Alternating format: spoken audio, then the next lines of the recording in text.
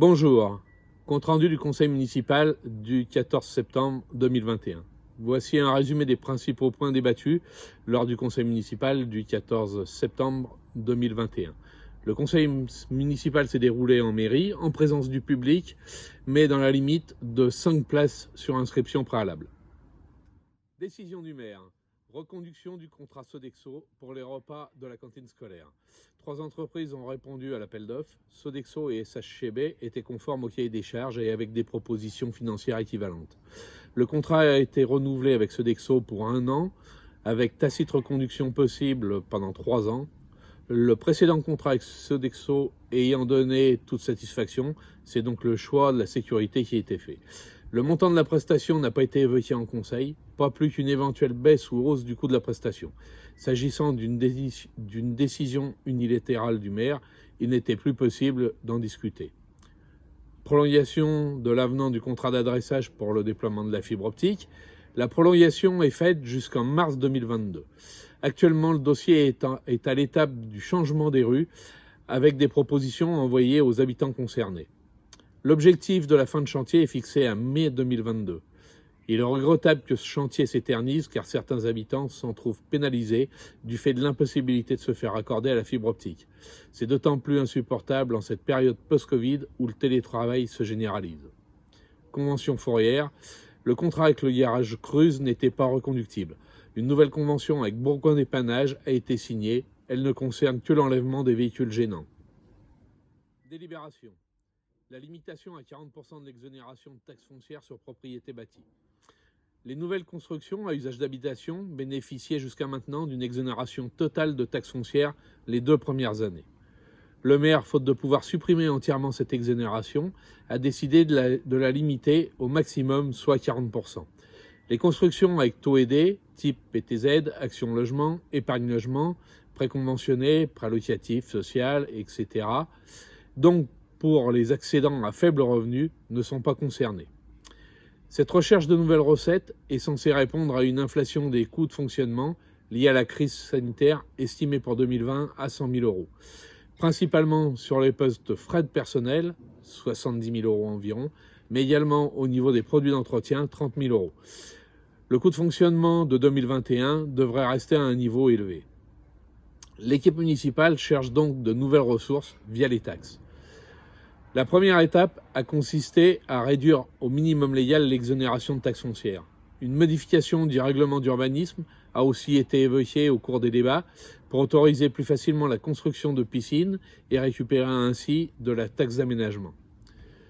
Enfin, la piste d'une augmentation d'autres taxes est déjà en réflexion. Je cite M. Grosy à la 42e minute du live Facebook, et après, en effet, on pourra peut-être toucher d'autres taxes. Ces solutions recherchées dans l'urgence pour récupérer de nouvelles ressources occultent les revenus de nos zones d'activité captés par la CCBD, une communauté de communes qui ne nous apporte rien de plus qu'avant sa création. Pire, la voirie coûteuse et qui mutualisée permettait des économies est revenue à notre charge alors que la CCBD garde la gestion des réseaux. C'est incohérent car la mauvaise coordination de chantier conduira inévitablement à creuser des voiries remises à neuf. Seul le pôle ADS apporte un soutien à notre service urbanisme pour l'instruction des permis de construire. Sortir de la CCBD, c'est récupérer notre taxe professionnelle, CFE et CVAE, qui ne contribuent plus à investir sur la commune. On peut estimer cette ressource à environ 150 000 euros annuels. Lancer des projets d'agrandissement de cette zone d'activité pour augmenter encore nos ressources, il y a là encore un potentiel d'au moins 100 000 euros.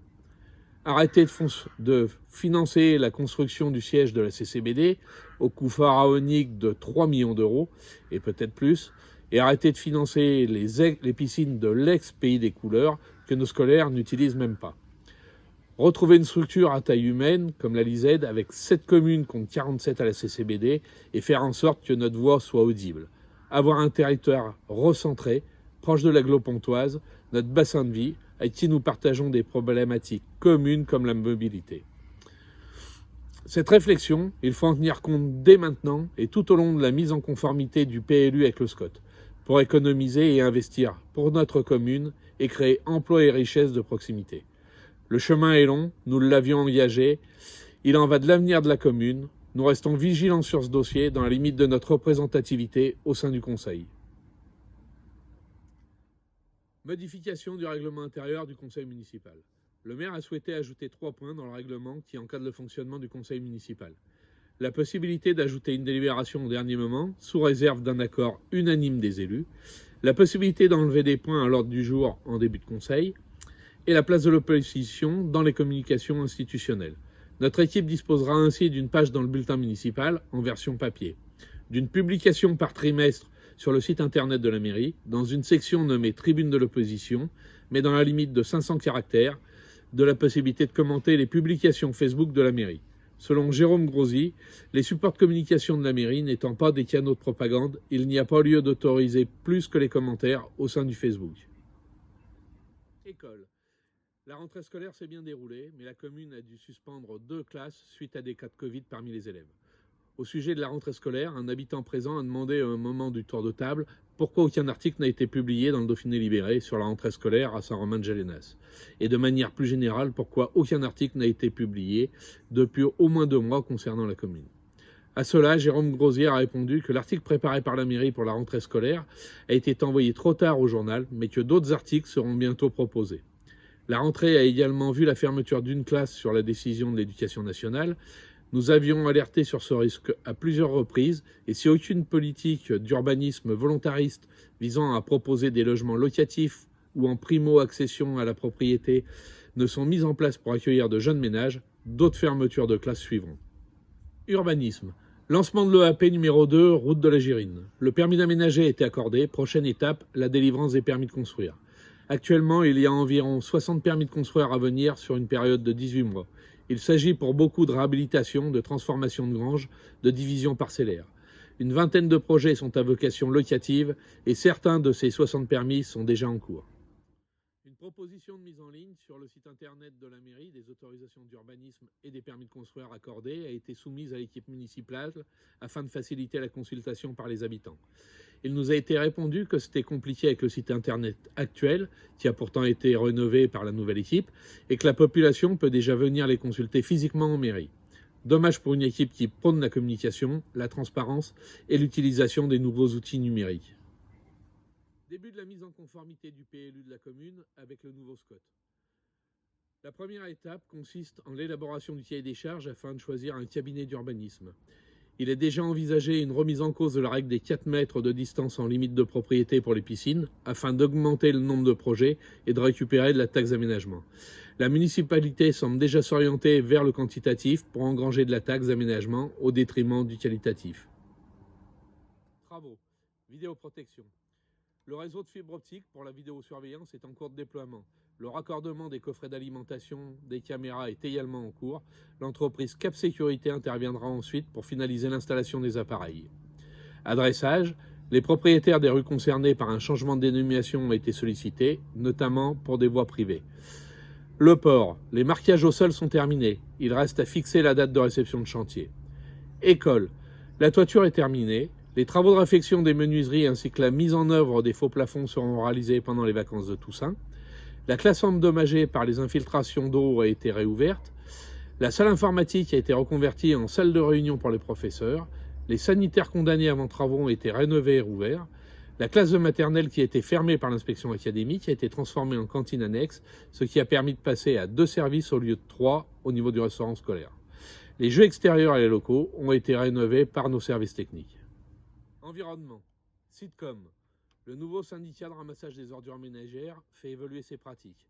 Les sacs à même le trottoir ne seront plus ramassés. Il faudra obligatoirement s'équiper d'un container aux normes à compter du 1er janvier 2022. Norme EN 840, pas de contrainte de volume. Les marches arrière du camion pendant les tournées ne seront plus autorisées. 7 zones sont concernées. Faute d'aire de retournement, il y aura donc mise en œuvre de points de collecte. 2 camions réaliseront le ramassage au lieu d'un, avec un début de la tournée 1 heure plus tôt qu'actuellement. Le jour reste inchangé. Une réflexion pour un système de facturation à la levée ou à la pesée est également engagée. Nous avons rappelé notre mécontentement vis-à-vis de l'augmentation des taxes, de la faiblesse de l'offre des bornes de tri et de la différence de traitement entre les communes. Girondins, l'association des pêcheurs a organisé un ramassage des déchets dans le lit des rivières, à hauteur de la pharmacie. Les pêcheurs se félicitent de la bonne qualité de cette rivière cette année. Nettoyage des chemins, journée de nettoyage le 9 octobre. À l'occasion du conseil, j'ai demandé si une opération de désherbage est prévue, car certaines rues de la commune sont envahies par la végétation. Il y a même des arbustes qui poussent en bordure de voirie. Cela renvoie une très mauvaise image de la commune et les habitants s'en plaignent de plus en plus. Vie associative et CCAS. Le forum des associations a été une belle réussite avec environ 400 visiteurs. Challenge Bonnet Rose. Il s'agit d'une association de lutte contre le cancer du sein qui propose la collecte de t-shirts et leur transformation en bonnets qui sont ensuite distribués aux femmes sous traitement anticancéreux. Saint-Romain va organiser un point de collecte et si possible de fabrication de bonnets. La recherche des couturières est lancée. Le 17 septembre, une collecte pour le don du sang sera organisée, mais sur rendez-vous, uniquement et sans obligation de passe sanitaire. Un atelier mobilité pour les seniors le 5 octobre, le 12 octobre et le 19 octobre sera organisé afin d'apprendre les bonnes pratiques pour se déplacer dans la commune. Les ateliers seront partagés entre théorie et mise en pratique dans les rues de la commune. La collecte de vêtements pour les paralysés de France n'aura pas lieu cette année. Cette association ne dispose plus du bâtiment de stockage à Bourgoin-Jallieu pour réaliser cette opération. Prochain conseil municipal le mardi 12 octobre 2021 à 19h30. Portez-vous bien, à bientôt.